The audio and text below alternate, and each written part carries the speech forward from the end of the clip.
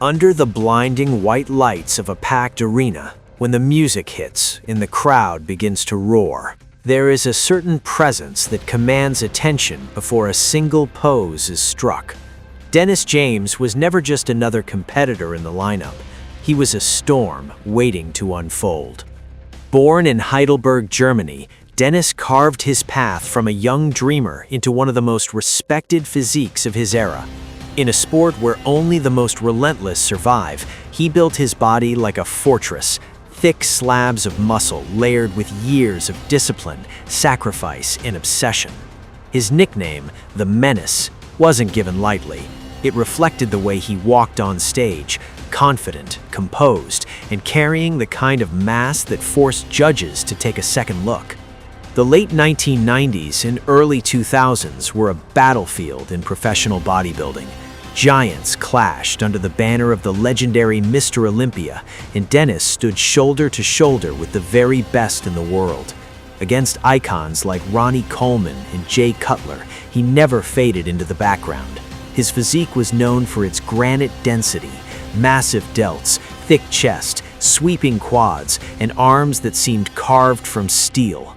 Every pose told a story of long nights in iron temples where pain was currency and progress was earned rep by rep. But Dennis James was more than just size. There was a balance in his build, a controlled aggression in his presentation. When he hit a front double biceps, veins traced across his arms like lightning bolts across a stormy sky. When he turned for a side chest, the thickness of his torso seemed almost unreal. He combined European grit with American stage charisma, creating a style that was uniquely his own. What made his journey cinematic wasn't just the trophies or the placings, it was the resilience. Bodybuilding is a sport that demands everything. Diets stricter than discipline itself, training sessions that push the body to its breaking point, injuries that test the mind as much as the muscle. Through it all, Dennis endured.